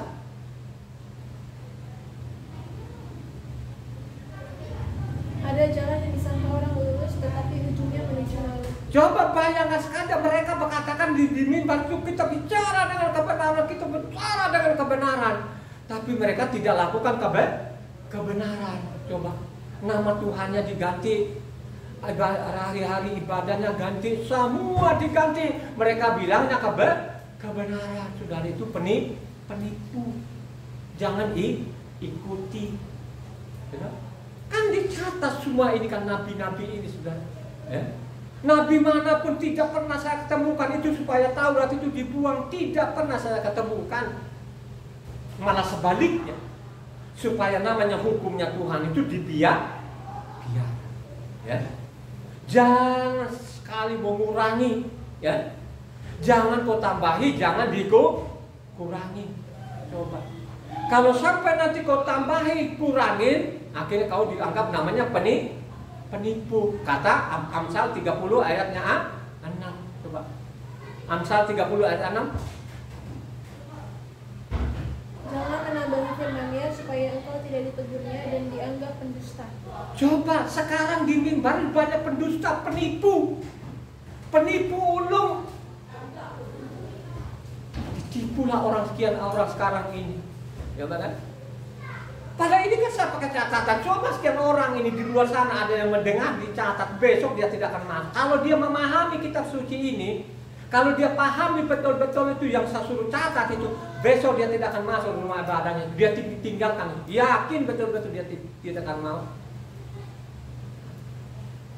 Karena sekarang ini melawan Tuhan tidak sedikit, ini miliaran orang melawan Tuhan, saudara. Coba, bagaimana saya tidak mengatakan melawan Tuhan kalau nama Tuhan saja mereka ganti, coba, ya. Apakah itu orang-orang benar? Ya. Apakah dikatakan itu kebenaran? Ini adalah penipu-penipu yang sampai saat ini dari generasi ke generasi, gitu. Coba kalau saya tidak teliti kitab suci ini dari tahun 2000, anak istri saya, 2 anak saya sudah mati, saya pun juga mati, ya. Tapi oleh belas kasihan Tuhan tahun 2000 itulah saya teliti kitab suci sampai cara ini sudah 176 kali. 176 kali saya habiskan kitab suci ini, saya baca dari Kejadian sampai Wahyu. Jadi tidak sembarangan saya berkata ini. Saya ada catatannya, ada pasal dan ada ayat. Makanya siapa saja yang menolak itu pakai pasal dan ayat juga, jangan katanya. Itu baru. Marilah engkau renungkan ini firman Tuhan ini tidak gampang, ya. Yesaya 45 ayat 23, perkataan Tuhan itu dia tidak akan tarik lagi. Ya, tidak mungkin itu namanya hukumnya Tuhan dia akan menganulir, yakin itu. Ya. Karena dicatat dari situ Yesaya 45 ayat 23, baca. Demi aku sendiri, aku telah bersumpah, dari mulutku telah keluar kebenaran, suatu firman yang tidak dapat ditarik kembali, dan semua orang akan menekuk lutut di hadapanku, dan akan bersumpah setia dalam segala bahasa. Kan tidak mungkin Tuhan ini akan menarik lagi Tauratnya, ya kan? Dan tidak ada keinginannya juga untuk dibatalkan, itu namanya hukumnya Tuhan. Ya. Yesaya 51 ayat 4. Perhatikanlah suaraku, hai bangsa-bangsa, dan pasanglah telinga kepadaku, hai suku-suku bangsa, sebab pengajaran akan keluar daripadaku dan hukumku sebagai terang untuk bangsa-bangsa. Coba, hukumku itu jadi terang bangsa-bangsa. Maksudnya apa? Coba, terang itu masalah kehidupan. Kalau ada terang kan pasti kau lihat jalan yang benar. Itu di depanmu ada jurang atau bukan. Jadi Tauratnya itu adalah namanya perang kehidupan kita selama kita ada di bumi ini. Dan Tuhan juga tidak ada keinginan sedikit pun untuk dia tarik lagi itu, dia batalkan. Ya, Coba. Makanya kalau engkau baca namanya Yeskiel di sana 18 ayat 9 mengatakan apa? Yeskiel 18 ayatnya 9, hidup menurut ketetapanku dan tetap mengikuti peraturanku dengan berlaku setia, ialah orang benar dan ia pasti hidup. Demikianlah firman Tuhan yang coba kalau kamu setia dengan hukum-hukumku ini, kamu pegang erat-erat hukumku ini, pasti kamu akan selamat. Itu bicara namanya kebenaran. Halo, bicara lo kebenaran itu. Maupun juga Yeskiel 22 ayat 13 di sana mengatakan apa? sungguh aku bertepuk tangan mengenai keuntunganmu yang haram yang kau dapati dan mengenai darah yang dicurahkan di tengah-tengahmu. Yeskiel 20 ayat 13. Tetapi kaum Israel memberontak terhadap aku di padang gurun, mereka tidak hidup menurut ketetapan-ketetapanku dan mereka menolak peraturan-peraturanku yang kalau manusia melakukannya ia akan hidup. Mereka juga melanggar kekudusan hari-hari sabatku dengan sangat, maka aku bermaksud hendak mencurahkan amarahku ke atas mereka di padang gurun, hendak membinasakan mereka. Biarkan aja orang lain dibuang-buang, tapi kalau kalian ini harus kamu berpegang dengan hukum-hukum. Peganglah namanya kebenaran ini, pasti kamu akan selamat. Amin gak itu? Makanya dia mengatakan kalau kita baca lagi, Tuhan, apa yang harus gue lakukan supaya saya peroleh hidup yang kekal? Kata apa? Apa Tuhan yang harus gue lakukan supaya saya memperoleh hidup yang kekal? Ya? Katanya apa yang tertulis di sana? Apa yang kau dengar di sana? Coba satu orang baca Lukas 10 ayat 25 sampai 26 ayat 28. Lukas 10 ayat 25 sampai 28 yang kencang supaya pendengar ini mencatatnya ini. Pada suatu kali berdirilah seorang ahli Taurat untuk mencobai Yesua, katanya, Guru, apa yang harus kuperbuat untuk memperoleh hidup yang kekal? Kata Yesua kepadanya, apa yang tertulis dalam hukum Taurat, apa yang kau baca di sana? Jawab orang itu, kasihlah Yahweh Tuhanmu dengan segenap hatimu dan dengan segenap jiwamu dan dengan segenap kekuatanmu dan dengan segenap akal budimu, dan kasihlah sesamamu manusia seperti dirimu sendiri. Kata Yesua kepadanya, jawabmu itu benar, perbuatlah demikian, maka engkau akan hidup. Itu namanya kebenaran. Kalau engkau lakukan kebenaran itu, pasti engkau selamat. Hanya persoalan sekarang orang tahu nggak apa namanya kebenaran itu. Kalau mereka tahu kebenaran itu, tidak mungkin orang mau membuang namanya sabatnya. Karena sabat itu sangat penting. Di mana hari sabat itu berkat-berkat surgawi tercurah kepada orang yang diberkati namanya hari ketujuh ini. Tapi dibaliklah zaman sekarang itu dibuang namanya sabatnya, dipindahkan ke hari lah. Dia bilang itu yang benar. Ini benar gak? Ini penjahat. Bayangkan saja apa yang tertulis di sana. Kasihilah Tuhanmu dan kasihilah sesamamu manusia. Lakukan itu pasti engkau selamat. Ini kan bicara namanya kedua loba batu. Loba batu pertama itu, ya, ada berapa ayat? Loba batu pertama berapa ayat? Ada namanya 11 ayat. Ya, karena dari 1 sampai ke 11 itu batu pertama. 12 sampai ke 17 itu ayatnya itu batu kedua itu yang dimaksud, ya. Makanya jangan kutak-kutak namanya kedua loba. 10 hukum Taurat itu jangan dikutak-kutik. Kalau engkau kutak-kutik itu bukan orang benar. Kau orang berdosa, kau orang membangkang, musuhnya Tuhan. Ya kan? Ini kan sangat jelas. Apa yang aku lakukan Tuhan supaya saya peroleh hidup yang apa yang tertulis di sana, kata. Ya, apa yang tertulis di sana dia jawab. Kasihlah Tuhanmu, kasihlah sesamamu manusia. Dia jawab lagi Tuhan, lakukan itu pasti engkau selamat. Kenapa sekarang mereka bilangnya suruh buang? Jelas-jelas di situ suruh lakukan pasti engkau selamat. Tapi sekarang bilang Taurat itu dibuang. Ini jahat gak? Ini jahat sekali loh saudara. Ya? Gak boleh pantai. Ya.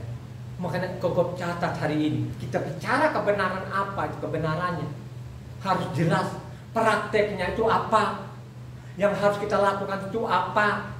Tuhan itu tidak banyak tuntutan lah saudara. Ikuti saja apa yang tertulis di dalamnya, jangan menyimpang yang sudah tertulis sudah. Ya, apa yang kamu baca, apa yang tertulis di sana, ikuti saja yang tertulis. Sulit gak? Tidak sulit saudara. Ya. Hanya sekarang banyak orang-orang yang bikinlah buku tandingan yang tebal-tebal itu terus diangkat-angkat, ini kurang tebal apa lagi. Itu namanya dokter-dokter hantu. Gitu? Itu namanya anak-anak iblis itu yang melawan namanya ketentuan Tuhan, yang melawan namanya hukumnya Tuhan. Hukumnya Tuhan ini tebalnya sedikit, gitu.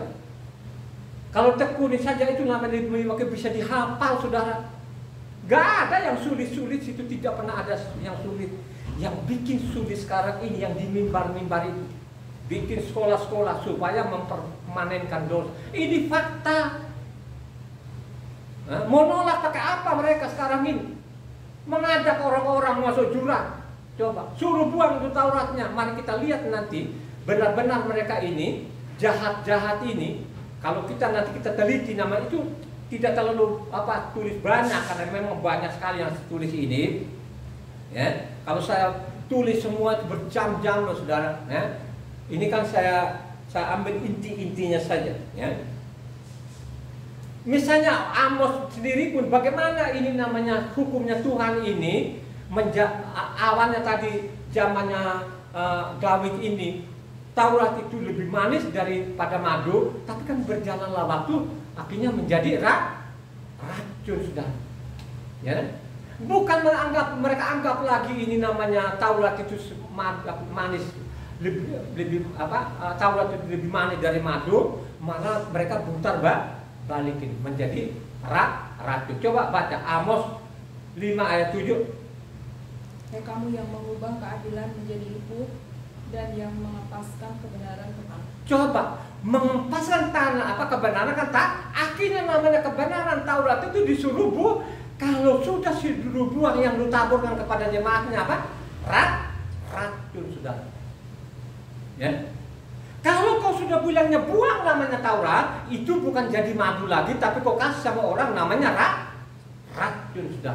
Ini dicatat oleh nabi-nabi ini. Sebenarnya Amos ini bukan nabi loh sebenarnya, tapi dipakai Tuhan yang luar biasa. Kenapa dipakai Tuhan? Karena Amos ini ada di utara zaman Yerobeam sudah. Coba, bukan Yerobeam pertamanya, ini Yerobeam cucunya namanya Raja Yehu sudah. Karena makin jahatlah namanya orang-orang Israel ini. Ya, makanya dipanggillah namanya Amos ini sudah. Ya. Maupun juga Amos 9 Amos 6 ayat 12.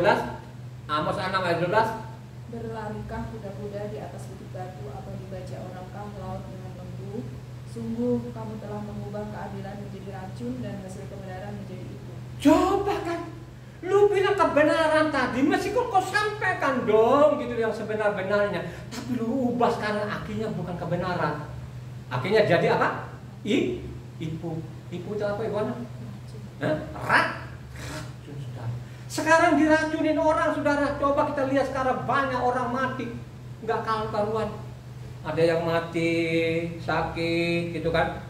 Sudah ini orangnya masih potensi lah, masih muda lah. Terus mereka ngomong Pak Pendetanya, oh kami menyayangi engkau, tapi ada yang lebih menyayangi engkau. Yesus menyayangi engkau. Bagaimana sih kok Tuhannya menyayangi pakai penyakit? Memangnya masuk surga sana harus penyakit? Bukankah Tuhan datang di bumi ini untuk menanggung penyakit, menjauhkan penyakit kan sangat jelas, ya? Coba kan mereka tipu jemaatnya. Bukan hanya tadi mereka datang tadi itu mereka bolak-balik tadi kebenaran jadi ibu. Harta-harta orang pada waktu mati pun mereka mungut juga persembahan saudara. Coba pada persembahan itu dari namanya perintah hukum Taurat. Lucu-lucunya kalau persembahannya mereka bilangnya sah, tapi kalau Tauratnya bilang suruh kalau sudah seperti ini mau masuk surga gak ya? Ya, coba. Bukan saya loh saudara. Ya, coba. Ini fakta. Bagaimana mereka memutarbalikan? Karena memang sudah dinubuatkan juga. Jadi sebelum zaman kita ini memang sudah dinubuatkan sana bahwa namanya pena-pena palsu, penyurat palsu ini, pembohong-pembohong ini sudah dinubuatkan dan memang terjadilah sampai saat ini. Jadi di mimbar sekarang ini yang di mimbar-mimbar itu pembohong-pembohong, sudah. Ya. Itu 99,9 itu pembohong. Ya, nipu. Coba kan? Bagaimana saya bilang nipu? Ya. Wah, kita sharing firman Tuhan bertahun-tahun, sharing firman Tuhan. Tiba-tiba kemudian hari masalah namanya apa? Pesaknya. Dia bilang pesaknya itu tanggal luar biasa. Akhirnya dia bukan pesaknya tanggal 14. Tulisannya di dalam dia bilang pesak itu tanggal 14. Tapi yang dia lakukan dari mimbar bukan tanggal 15. Tapi dia tetap bertahan bahwa saya rayakan pesak tanggal 14. Itu namanya orang-orang dungu. Itu yang terjadi loh sampai sekarang ini sudah. Perlu sekali kau baca kitab suci. Tidak sedikit loh itu korban-korbannya, banyak yang mati konyol ini saudara ya. Ya. Coba ingat loh yang dicatat oleh namanya tadi Amos ini, maupun juga Yeremia 8 ayat 7 sampai 8. Coba baca kencang. Ini sudah dinubuatkan ya. Jadi dari zaman dulu, zaman Yeremia sampai zaman kita ini memang sudah dinubuatkan, ini benar terjadi ini ya. Karena kemarin pun khotbah kemarin saya masalah nama itu sudah dibuatkan bahwa benar-benar itu zaman kita ini nama itu diganti semua, nama Tuhan, nama orang diganti karena memang sudah dinubuatkan Mazmur 83. Tapi sekarang ini pena-pena palsu, penipu-penipu yang ada di mimbar ini memang sudah dinubuatkan juga. Itu zaman Yeremia, ya Yeremia 8 ayatnya 7 sampai 8. Bahkan burung ranggung di udara mengetahui musimnya, burung tekukur, burung layang-layang dan burung bangau berpegang pada waktu kembalinya. Tapi umatku tidak mengetahui hukum Yahweh. Bagaimanakah kamu berani berkata kami bijaksana dan kami mempunyai Taurat Yahweh? Sesungguhnya pena palsu penyurat sudah membuatnya menjadi berita bohong. Coba, itulah yang terjadi loh saudara. Kenapa mereka ini tidak mengenal Tuhan lagi tadi? Mereka bilang itu kamu setan dan segala macam. Karena memang sudah dinubuatkan ini. Ini penyurat-penyurat palsu, pena-pena palsu, penipu-penipu ini ya sudah dinubuatkan. Ya, dari Yeremia sampai saya bicara itu yang terjadi. Misalnya juga namanya Yeremia 9 ayatnya 3 sampai 16 yang keras, yang kencang. Yeremia ya, 9 ayatnya 3 sampai 16. Mereka melenturkan lidahnya seperti busur, dusta dan bukan kebenaran merajalela dalam negeri. Sungguh mereka melangkah dari kejahatan kepada kejahatan, tetapi Yahweh tidaklah mereka kenal. Baiklah setiap orang berjaga-jaga terhadap temannya dan janganlah percaya kepada saudara manapun, sebab setiap saudara adalah penipu ulung dan setiap teman berjalan kian kemari sebagai pemfitnah. Yang seorang menipu yang lain dan tidak seorang pun berkata benar. Mereka sudah membiasakan lidahnya untuk berkata dusta. Mereka melakukan kesalahan dan malas untuk bertobat. Penindasan ditimbuni penindasan, tipu ditimbuni tipu. Mereka enggan mengenal Yahweh. Sebab itu beginilah firman Yahweh semesta alam, sesungguhnya aku mau melebur dan menguji mereka, sebab apakah lagi yang dapat kulakukan terhadap putri umatku? Lidah mereka adalah anak panah yang membunuh, perkataan dan mulutnya adalah tipu. Mereka berbicara damai dengan temannya, tetapi dalam hatinya mereka merancang pengadangan terhadapnya. Masakan aku tidak menghukum mereka karena semua ini? Demikianlah firman Yahweh, masakan aku tidak membalas dendamku kepada bangsa yang seperti ini? Menangis dan merintilah karena gunung-gunung dan merataplah karena padang rumput gurun.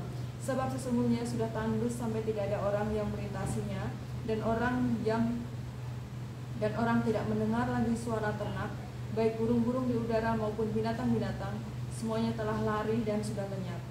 Aku akan membuat Yerusalem menjadi timbunan puing, tempat persembunyian serigala-serigala. Aku akan membuat kota-kota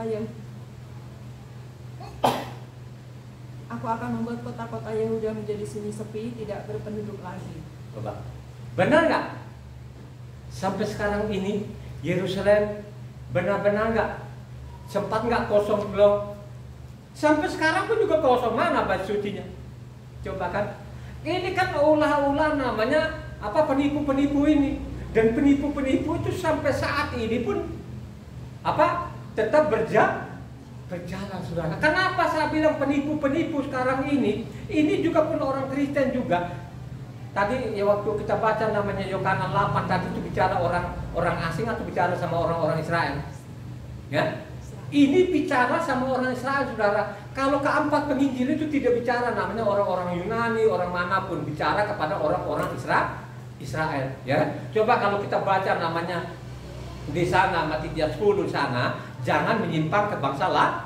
Carilah domba-domba yang tersesat. Tapi ada dari mimbar sekarang diajarin orang kalau Yesusnya katanya dia berbicara bahasa Arab, saudara. Jadi Yesus itu kelelaran ke Arab di sana dia itu penipu-penipu. Padahal kalau kita teliti kitab suci di dalam, mereka tidak pakai bahasa Arab, tetap namanya bahasa Yahuda. Kalau ada bahasa-bahasa asing itu mereka kucilkan. Ketahuan dari mana? Kalau engkau baca namanya Kisah Para 6 di sana, kan ada orang-orang yang berbahasa bahasa Yunani, mereka abaikan. Kelihatan sekali mereka eksklusif, mereka itu tidak sembarangan. Tapi ajaran-ajaran penipu-penipu dari mimbar sekarang itu sudah diganti nama Tuhan tadi jadi Yesus. Yesus bilangnya dia berbahasa Arab. Coba kalau kita baca dalam kitab suci tidak ketemu.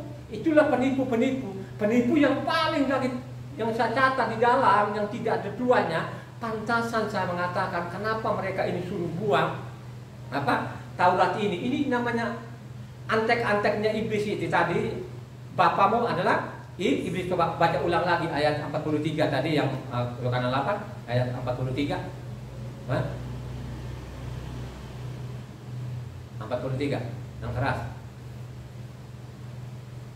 Apakah sebabnya kamu tidak mengerti bahasaku?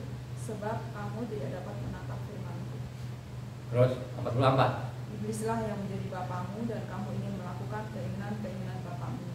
Ia adalah pembunuh manusia sejak semula dan tidak hidup dalam kebenaran. Sebab di dalam dia tidak ada kebenaran. Apabila ia berkata dusta, ia berkata atas kehendaknya sendiri, sebab ia adalah pendusta dan bapa segala dusta. Coba dengan kehendaknya sendiri mereka menipu. Ini kan antek-anteknya iblis ini. Coba kalau kita baca, padahal kalau kita baca namanya di sana Matius 5 ayatnya 17 sampai 20 di sana sangat jelas di situ mengatakan aku datang itu bukan meniadakan Taurat. 1.1 iota. Ini sangat jelas loh ya. Matius 5 ayatnya 17 sampai 20 ya. Kamu tidak lebih benar dari ini, kamu tidak masuk dalam kerajaanku. Sangat tegas di situ. Tapi dia bikin ulah lagi di bawah. Ini saya mengatakan ini antek-antek iblis ini, anak-anak iblis ini dari generasi ke generasi sampai saat ini mereka piara ini. Saya yakin ini dengan sengaja mereka tulis itu namanya Matius 5 ayatnya 43. Mereka kenapa saya minta sengaja tapi baca dulu yang 43-nya ayat 43. Kita lihat ini namanya anak-anak iblis ini dibiarkan ini ya, sehingga mereka punya dalil ya, oh ini lihat di sini ini kita di Taurat diajarin kebencian, tapi mereka tidak dijelaskan kepada jemaatnya bahwa ini adalah kutipan kan gitu, atau paling tidaklah kalau mereka mau saja oh ini salah harus direvisi. Tidak seperti itu, mereka tidak mau revisi itu, tetap mereka bertahan karena ada ayat 44. Tapi baca dulu 43. Ini saya mau kasih tahu ya, saya tidak mendetil di Injil ini, tapi saya hanya beberapa pasal saja yang saya angkat nanti. Ini ketahuan penipu-penipu ini. Coba baca ayatnya 43. Kamu telah mendengar firman, kasihlah sesamamu manusia dan bencilah musuhmu. Coba, ada namanya firman Tuhan mengatakan, kasihlah sesamamu manusia, bencilah kepadamu. Ini kurang ajar. Kenapa saya bilang kurang ajar? Karena 44 di bawah mengatakan, tapi aku berkata kepadamu, kasihlah musuhmu dan berdoalah bagi mereka yang menganiaya kamu. Coba kata Yesus katanya kasihlah musuhmu, berdoalah kepada mereka yang menganiaya. Berarti namanya zaman Yesus itu adalah namanya kasih. Kalau Taurat itu namanya suruh memberi. Ini penipu-penipu ini anak-anak iblis ini tidak demikian tulisan aslinya. Tulisan aslinya sangat jelas di sana, namanya Imamat 19 ayat 18. Tulisan aslinya tadi yang ayat 43, Matius 5 ayat 43. Tulisan aslinya Coba namanya Imamat 19:18. Janganlah engkau menuntut balas dan janganlah menaruh dendam terhadap orang-orang sebangsamu, melainkan kasihilah sesamamu manusia seperti dirimu sendiri. Akulah Yahweh. Tidak pernah kita ketemukan sana bencilah musuhmu. Coba kan ini jahat sekali. Inilah yang dikatakan itu bapamu adalah iblis. Kamu tidak mengenal aku lagi karena bapamu iblis. Kamu tidak mau lagi Tauratku itu kamu buang Taurat, itu bapamu iblis. Ini benar-benar bapaknya iblis. Ya toh? Ya. Coba. Ini adalah kejahatan yang luar biasa. Contohnya lagi, kita lihat lagi sekarang. Namanya Ibrahim 8 ayat 13. Ibrahim 8 ayat 13. Ini sangat jahat ini, saya mengatakan ini. Yang mereka anggap, oh kamu bicara kebenaran. Kebenaran apa? Lu penjahat. Coba namanya ini. Apakah ini penerjemahan yang sengaja atau memang tidak tahu? Saya bilang bukan dia tidak tahu, tapi sengaja. Coba Ibrahim 8 ayat 13. Oleh karena ia berkata-kata tentang perjanjian yang baru, ia menyatakan yang pertama sebagai perjanjian yang telah menjadi tua, dan apa yang telah menjadi tua dan usang telah dekat pada pemusnahan. Coba ini jahat sekali. Apa yang sudah tua itu sudah dibuang saja mendekat karena dia salah nafsir di atas itu. Kalau baca di atasnya 8 sampai 12 sana, ini kan kutipan dari Yeremia 31 saudara. Ada pendukung yang lain lagi namanya Ibrahim 7 ayat 18 19 kata apa? Bahwa namanya Taurat itu tidak berguna. Ini jahat sekali loh saudara ini. Jadi ini bukan Rasul Saul ini, bukan tangan-tangan Rasul Saul. Tadi itu sudah dinubuatkan zaman Yeremia, ini penipu-penipu ini. Ya, inilah antek-anteknya iblis ini, sampai sekarang banyak orang mati. Coba. Ya. Makanya saya mengatakan ini kan kitab yang kita pegang ini, itu kan disalin dari namanya apa? Kitabnya King James ini. Nah, pada waktu dia masuk di Indonesia ini yang terjemahkan juga bukan orang Kristen, ada Abdul Musi ini, itulah yang dari generasi ke generasi ini akhirnya apa? Banyak orang mati sampai saat ini. Gitu? Ini konyol saudara. Inilah anak-anak yang dia mengatakan itulah bapamu iblis. Iblis itu ya begitu tadi dia putar-putar kebenaran itu dari racun. Ya, mau terima tidak terima. Ada lagi.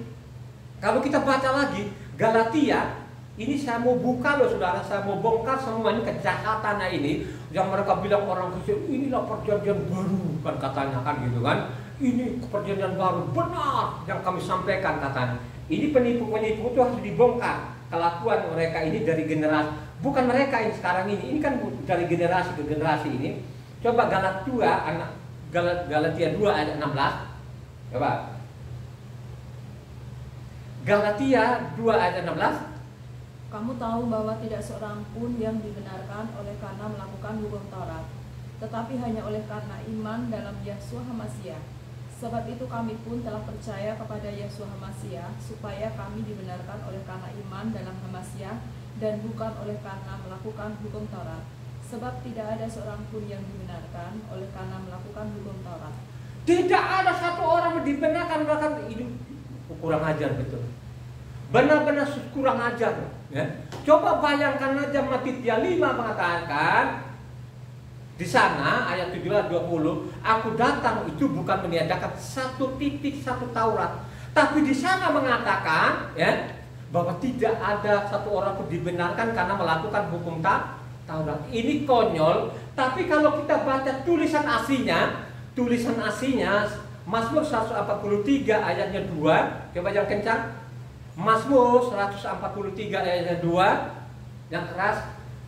Janganlah berperkara dengan hamba-Mu ini, sebab diantara yang hidup tidak seorang pun yang benar di hadapan-Mu. Coba saudara, bukan bicara namanya Tauratnya, tapi dia bilang di bawah kolong langit ini tidak ada satupun yang benar.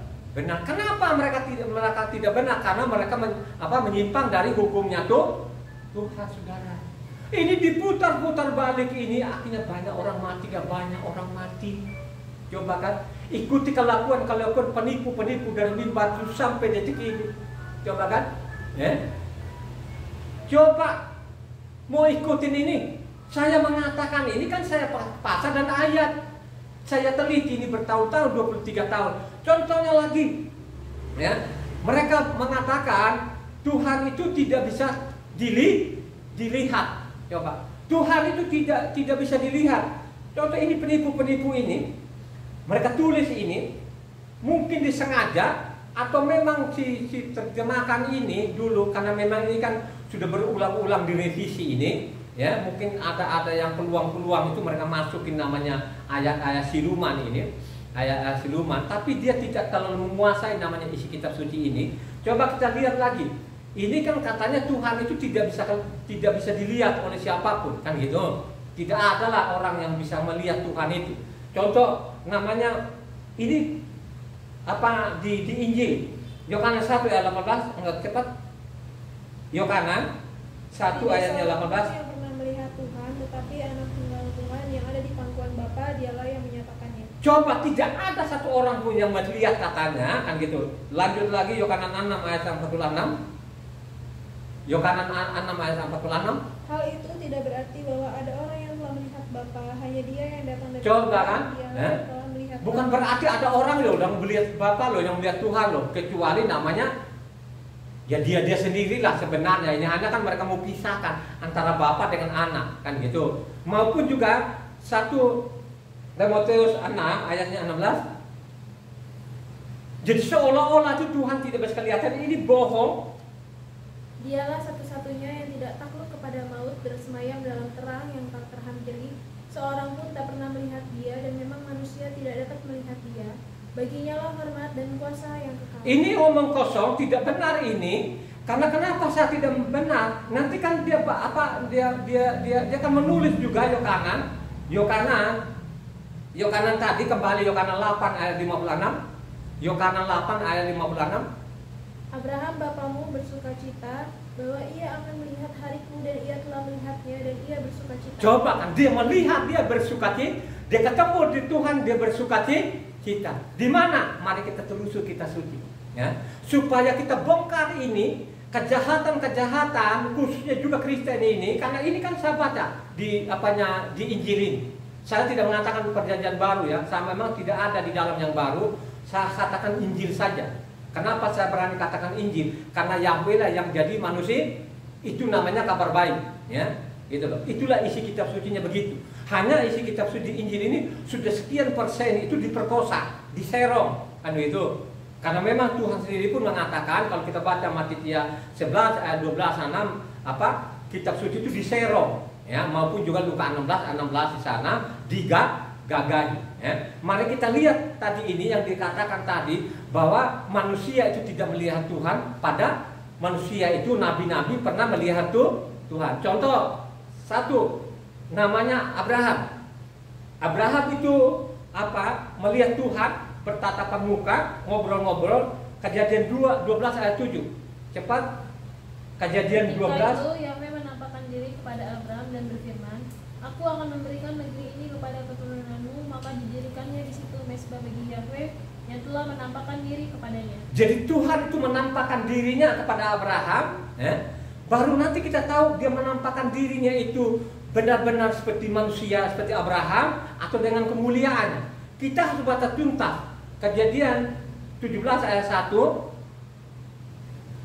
Ketika Abraham berumur 99 tahun, maka Yahweh menampakkan diri kepada Abraham dan berfirman kepadanya, Akulah Tuhan yang Maha Kuasa, hiduplah di hadapanku dengan tidak bercela.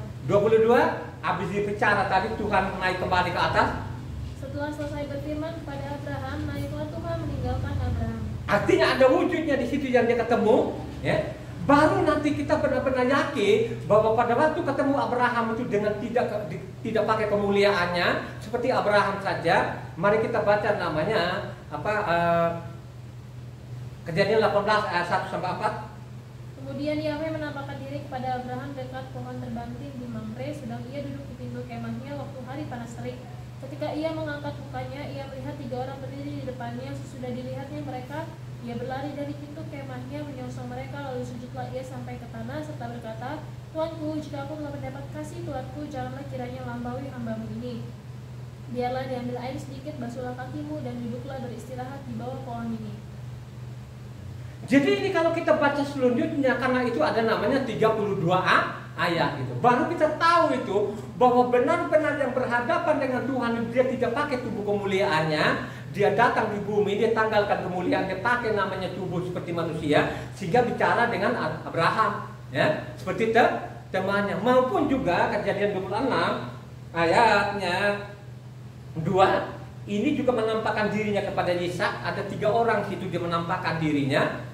Mereka bincang, bisa lihat terus. Lalu Yahweh menampakkan diri kepadanya serta berfirman, janganlah pergi ke Mitsraim, diamlah di negeri yang akan kukatakan kepadamu. Jadi menampakkan dirinya kepada Ishak juga maupun Yakub. Kejadian 35 ayatnya 9. Setelah Yakub datang dari Padan Aram, maka Tuhan menampakkan dirinya pula kepadanya dan memberkati dia. Coba kan, dia menampakkan dirinya juga. Ini sangat jelas, lebih satu orang loh saudara. Lebih dari satu orang, kalau dia hanya mengakuinya sendiri Abraham, tidak melihat anaknya cucunya, itu tidak sah. Tapi lebih dari 4 orang bahwa dia menampakkan ada wujudnya. Siapa lagi yang melihat dia? Yang melihat ini dia, bahwa benar-benar itu bisa kelihatan namanya Yahweh ini, namanya Mika. Mika 22 ayat Mika. Ada Nabi Mika, 1 Raja-Raja 22 ayatnya 19. 1 Raja-Raja 22 ayat 19, supaya kita yakinkan orang ini kalau mengatakan tidak bisa kelihatan itu pembohong. Kata Mika, sebab itu dengarkanlah firman Yahweh.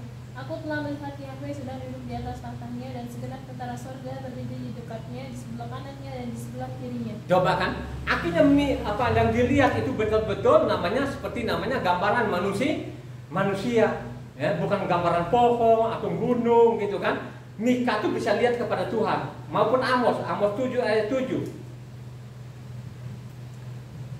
Amos, inilah yang diperlihatkannya kepadaku, tampak Tuhan berdiri di dekat sebuah tembok yang tegak lurus dan di tangannya ada tali sipat. pasti dilihat itu bukan kambing, bukan domba, bukan sapi, tapi yang dilihat adalah gambaran manusia. Jadi bisa kelihatan, ya, sangat jelas sini, tidak bisa bohong sini, karena ini ada nabi-nabi ini. Amos 9 ayatnya 1.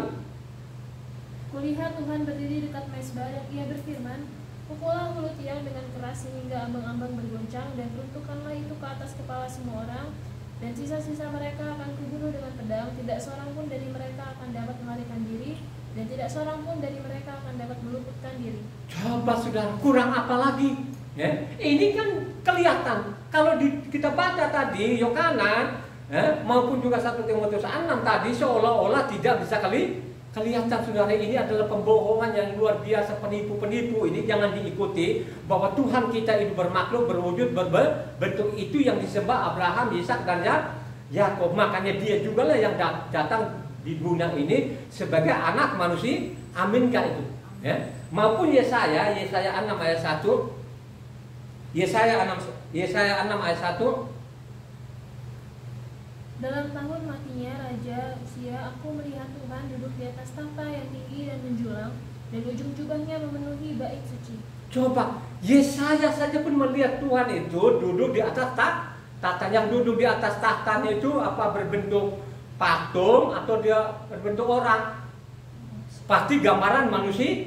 Ayat 5. Lalu kataku, celakalah aku binasa, sebab aku ini seorang yang najis bibir, dan aku tinggal di tengah-tengah bangsa yang najis bibir, namun mataku telah melihat sang Raja, yakni Yahweh semesta alam. Ya. Makanya dia bilang tadi, kalau kita baca tadi kan ayatnya Yohanan 8 ayat 41, Tuhan kami hanya Tuhan kami satu Esa, ya, gitu kan? Bahwa dia juga lah yang datang di bumi menyamar jadi anak manusia. Kemuliaannya ditanggalkan. Makanya sekarang ini kenapa saya bilang banyak yang error sekarang ini. Kenapa mereka error? Karena mereka pakai namanya di Yohanan diputar saja Yohanan 1, tidak baca namanya pasal-pasal surat-surat yang lain. Pada surat-surat yang lain itu mengatakan, ya, datang itu jadi anak manusia, mengambil rupa manusia. Tulis juga sana surat-surat Rasul Saul di sana, kan gitu, mengambil rupa manusia. Siapakah yang mengambil rupa manusia? Adalah Yahweh itu sendiri mengambil rupa manusia melalui rahimnya Miriam, ya, menjadi anak manusia. Apakah pada waktu datang di bumi dia perlihat nggak tubuh kemuliaannya? Ya? Diperlihatkan nggak kepada murid-muridnya tubuh kemuliaannya? Diperlihatkan di mana? Makanya kalau kita baca namanya Matitia 17 ayat 1-2 yang kencang, Matitia 17 ayat 1-2. 6 hari kemudian, Yeshua membawa Kefa, Yakub, dan Yohanan saudaranya, dan bersama-sama dengan mereka, ia naik ke sebuah gunung yang tinggi. Di situ mereka sendiri saja. Lalu Yeshua berubah rupa di depan mata mereka, wajahnya bercahaya seperti matahari, dan pakaiannya menjadi putih bersinar seperti terang. Coba, tiba-tiba dia naikin, dia pada nih, lu lihat tubuhku ini. Jadi aku tinggalkan ini kemuliaanku, datang di bumi sebagai anak manusia supaya saya bebas bicara. Itulah yang tidak dikenal sampai saat ini. Makanya kalau ditanya orang-orang Kristen sekarang ini, Tuhannya berapa sih Tuhan Pak Pendeta? Aku lagi ini ada jemaat yang menanya begini, Pak Pendeta, saya ini bingung. Tuhan kita berapa sih sebenarnya? Tritunggal itu gimana sih? Coba dijelaskan. Kan gitu kan? Akhirnya apa? Pada waktu ditanya langsung, kalau mereka di mimbar kan mereka berkoa-koa, meledak-meledak kan? Pada waktu ditanya apa? Kata dokternya senganga-nganga. Kalau tidak tahu udah diamin aja deh. Dia juga coba-coba dia nyari-nyari, tidak ketemu. Tritunggalnya tadi ditanya orang tidak bisa dia. Hanya yang mereka mampu. Itu dari generasi ke generasi. Jawabnya begini. Itu adalah hakikat tuh. Kok bisa-bisanya lo namanya apa manusia lumpur ini kok bisa tahu namanya hakikat Tuhan? Dia tiap ditanya orang apa itu hakikat tidak bisa menjawab. Itulah yang sampai saat ini orang tanya kebenaran kagak ngerti, tanya juga hakikat kagak ngerti. Bagaimana lu ngerti? Kok bisa-bisanya lu manusia kumal begitu kok bisa tahu namanya hakikat Tuhan? Kenapa seperti itu? Makanya saya bilang banyak yang orang error. Kenapa saya bilang error? Karena mereka mutar-mutar di apa? Yohanan 1 Yohanan 1 ayat 1 juga tidak salah-salah banget. Firman itu bersama-sama dengan Tuhan. Firman itu adalah Tuhan. Tidak salah juga. Hanya mungkin error tadi ini dipaksa namanya iblis ini supaya mutar-mutar itu tidak keluar dari situ. Sehingga timbul yang namanya Tritunggal. Ditanya Tritunggalnya kagak bisa jawab. Coba kalau tanya sama saya, Tuhannya Esa, kan gitu. Ya benar-benar Esa. Saya punya dasar. Dasarnya dari mana? Ada kitabnya Moses dan ada kitabnya para nabi. Sebelum dia jadi manusia pun sudah dicatatlah namanya Moses, dicatatlah namanya kitabnya para nabi. Ada pasalnya, ada ayatnya bahwa Tuhan saya Esa, tidak ada yang lain seperti yang dikatakan tadi orang-orang Israel. Tuhan kami hanya satu. Tuhan kami Esa gitu. Jadi Esa itu kata bahasa Yahuda atau bahasa Israel. Kalau di Indonesia kan Esa itu di sini angka 1. Angka 1 di sini Indonesia, kalau di Israel, kalau di Arab sana Ehad. Jangan lagi pembohong. Oh Esa itu artinya satu kesatuan. Itu ndongo. Jangan ikuti. Mari engkau renungkan tadi apa yang kau sudah tulis. Kau baca lagi nanti sesudah selesai ibadah. Amin enggak? Mari kita